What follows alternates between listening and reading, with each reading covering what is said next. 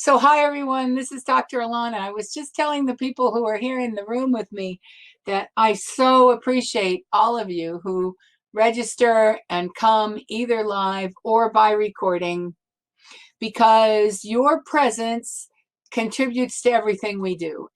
If I didn't know there was going to be an audience, I would be less inclined to spend a day of my life putting these slides together, and they are always good. So today's conversation really took me to some places I hadn't expected. I'll talk more about that. So the question is understanding scientific thought. I just want to put in the sticky note here for anybody who hasn't come to one of these 15 minutes before. We use the chat to kind of talk to ourselves, and then we use this wooclap.com. If it'll let me type, www.wooclap.com/15 minutes. That will, and I put it up in the sticky note in the chat. That's where you go if you want to ask a question or you want to raise a conversation you'd like us to talk more about later. So I'm just going to preface this by saying that I didn't end up at the end saying what I thought I was going to say at the beginning. It turns out that, like many things in science right now, what is scientific thought is under a lot of new discussion. And I'm trained in a conservative environment at Columbia University a number of years ago, and so my background is now one that is very conservative by today's standards, and I loved where the world of science is taking us. It very much jived with some thoughts and things that are going on in the research world that I live in, but I didn't realize it was so widespread. So just to say, I'm discussing something that is a bit of a revolution under our feet right now. And so I hope to be able to unpack it for you in a way that makes sense, that you'll be able to take forward into your thoughts about how are you going to steer your ship. It could go one way or the other. Both are fine. You get to decide. Okay, so let's look at 200 years of science, and what we see is that the world of science from Newton to now has achieved its goals, probably even from the Greeks to now, have done so much, because of some particular regular kinds of thoughts. It assumes that nature is regular, that if we can study a plant in one part of the world, we can study the same plant in another part of the world, we're going to get the same kind of results. It assumes that as long as everyone is completely honest in how we collect data and how we report data, that we will continue to progress in an orderly fashion. It increases knowledge. It increases knowledge for so many reasons, mostly non-materialistic, although there is quite a bit of research that's done for industry, and there's some materialism there. But it does assume we are taught the ethics of who we are as researchers is that we are open to change, that we're not going, that if it's proven that our results aren't, that we can have conversation with each other about our results, and that we are curious. And I think the thing that holds all of us together in the same community is that we are curious people. And we're going to into graduate school and beyond as scientists and researchers and people who are trained in this way, because our training helps our curiosity have rigor, and it helps us think differently. And of course, mathematics has always been part of that for some of us. Okay, so this is the older system of thought, is to understand the context and the purpose of your work and to ask some questions, and then to look and see what others have investigated before you, Then you develop a system, and these are in order. Then you develop a system that will investigate those answers based upon what others have investigated before you, using methodology that makes sense. You collect and you analyze your data, and you draw conclusions, and you say, I know this. You become an expert in this. And for most of you, or any of you here in the room who are getting a PhD or a doctorate of any kind, and or research masters, you'll see that those are the chapters or the flow of every thesis and every dissertation on Earth, practically, up until now. So that's what I knew I was going to say when I put up this topic. I knew I was going to introduce the importance of those 5 steps and how those 5 steps guide your work, and they will still guide your work no matter what you take from today. They will still guide your work because you are at universities that expect that to be the way your work will unfold. Okay, so that takes us then into a question of epistemology. What is epistemology? It's a group of philosophies. They're different from each other, and they ask the question, how do we know stuff? When can I say I know it? So the old-fashioned epistemologies that you probably were taught when you first learned research was rationalism, empiricism, and skepticism. Rationalism and empiricism are put against each other, so I put them on the same slide. Rationalism basically says that there's a lot of ways we know stuff, and some of it's kind of vague.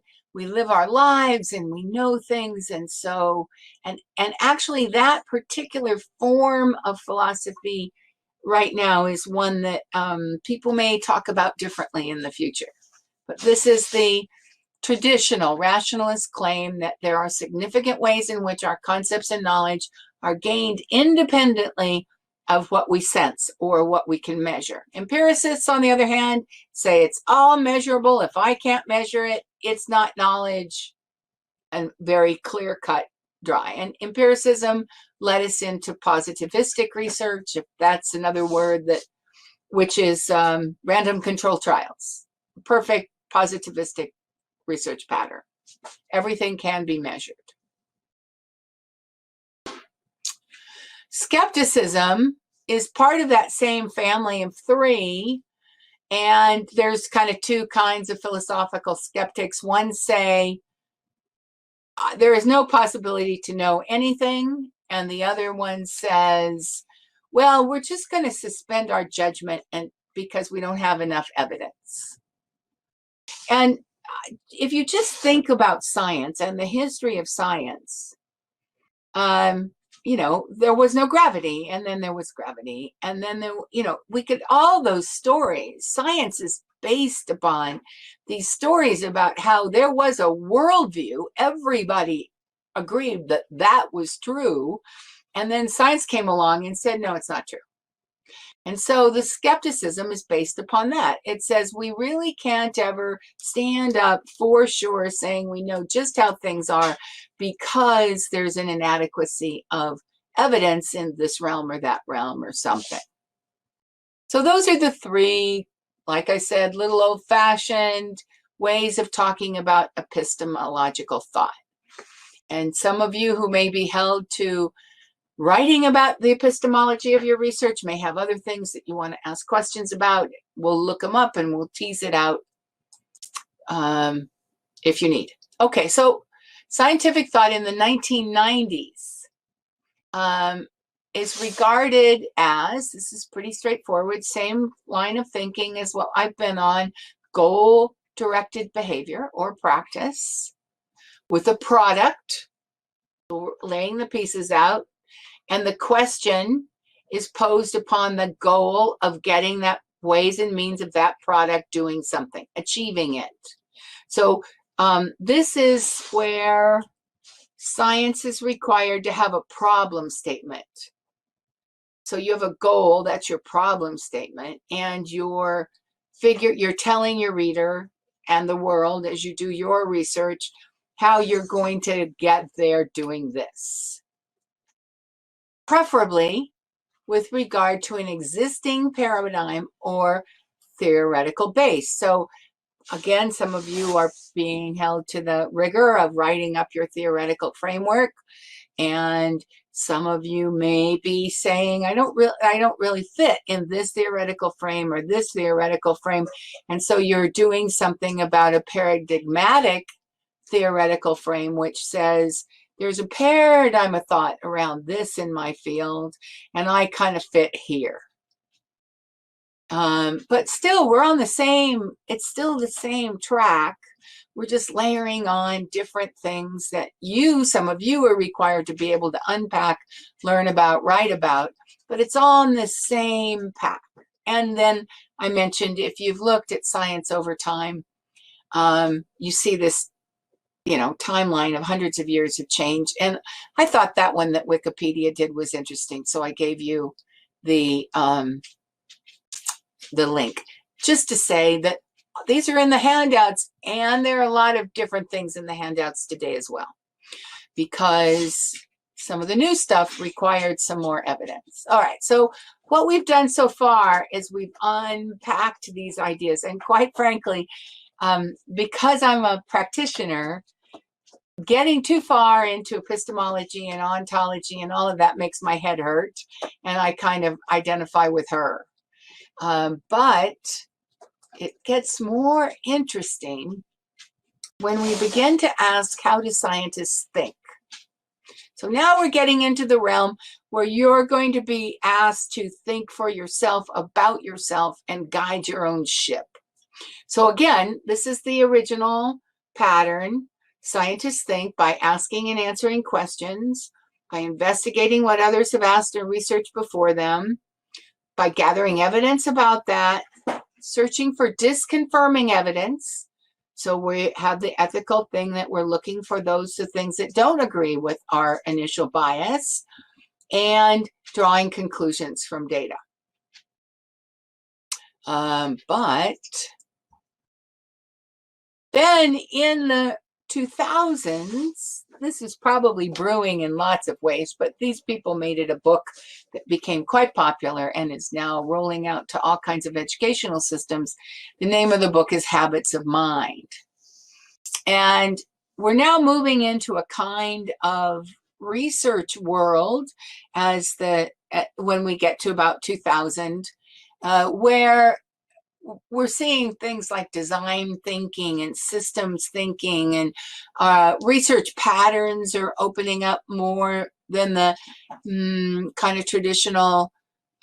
Positivism has died. It died 20 or 30 years before, but it's slow death, and other kinds of research are coming up, and it's the turn of the century, and people are beginning to say, well, how do we think? And so this was called Habits of Mind, and this is the systems thinker. So I'm just going to leave this on the screen for a minute, and I'm going to ask all of you to just pick up one that doesn't feel like it exactly fits scientific thought as we've talked about it up until now. And if you would just type it in the chat, that will that'll get us started.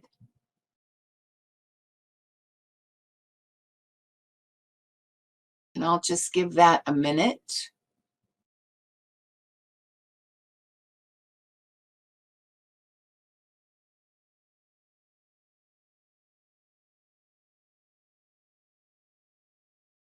Finding humor comes up. Finding humor.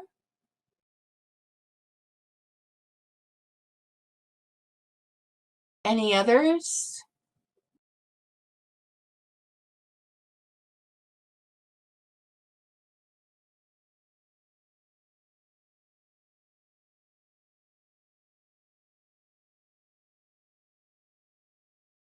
Okay, Julia, I agree with that. If you are not a qualitative researcher, if you are a qualitative researcher, probably you do want to be able to listen and understand with empathy.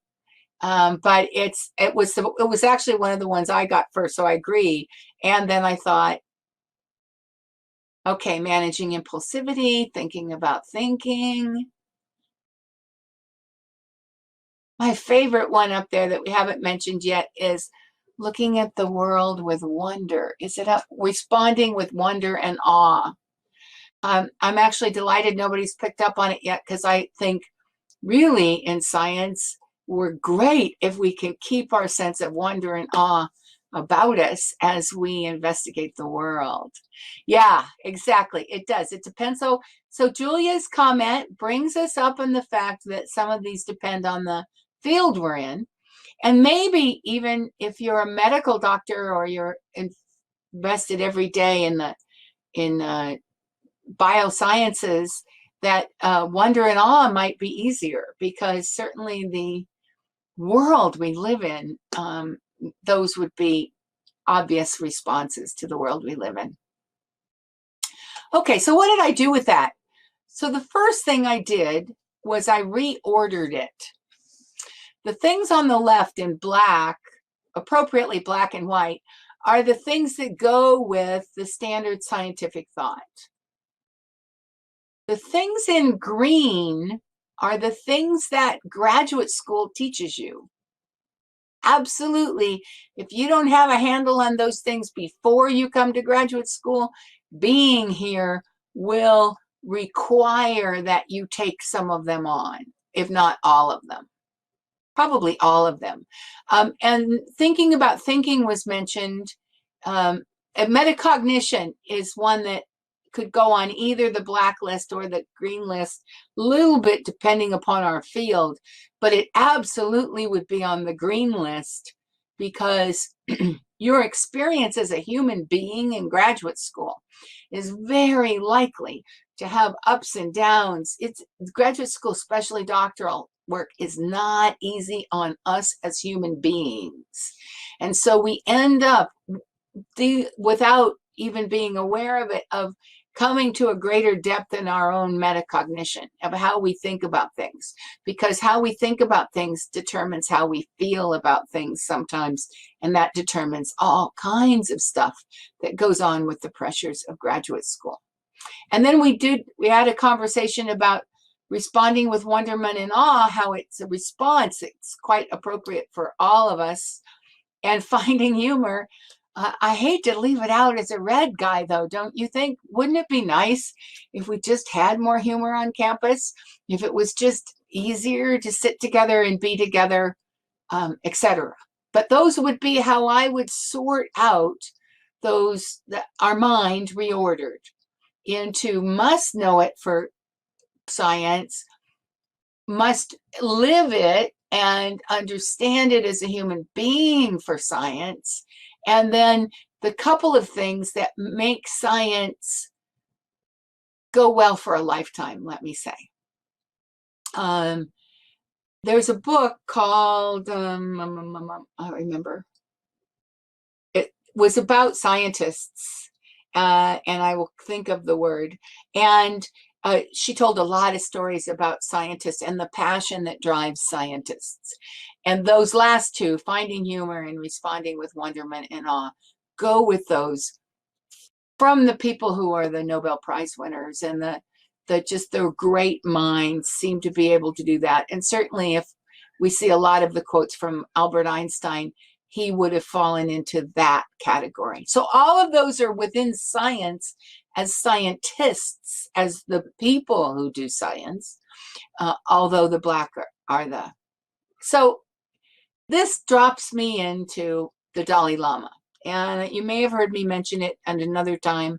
I tell this story so often now, I'm not sure where I've told it. But the Dalai Lama spoke to the Council of Graduate Schools in December via a webcam. And he said, and this is paraphrased, but he said that as educators, we are good at helping you, meaning students, see and deal with the world out there. But until we are also good at helping you with the world in here, the inner world, then we will miss our potential to save the world. So to the extent any of you are in this because you really think it's a good thing that you're doing and that your field is doing for the world, The Dalai Lama would say we have the personal requirement to also be good in ourselves. And guess what? He's not the only one, and lots of science is doing it too. So when we look at this list, now that what's on the left-hand side are the things that go with being, but with our inner life. I've reordered them again for the inner life, and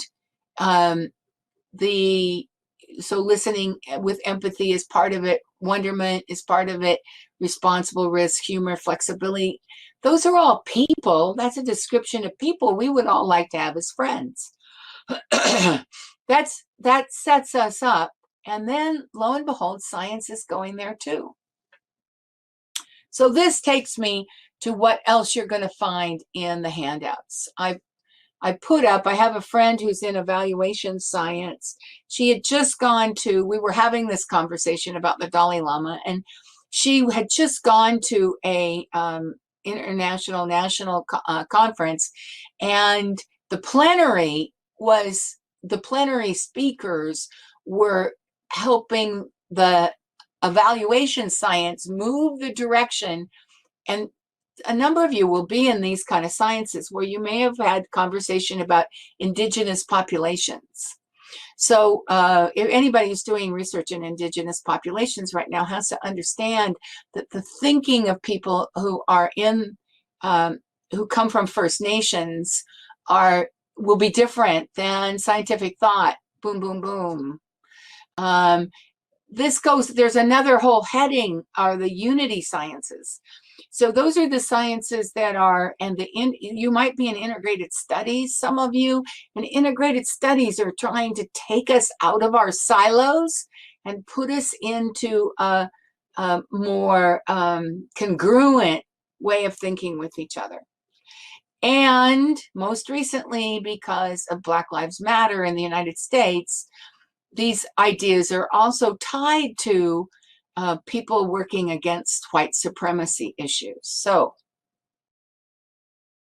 and I just had I did ask a question there. Maybe you know of things in your field that are pushing these edges. And if you do, please put them up in WooClap.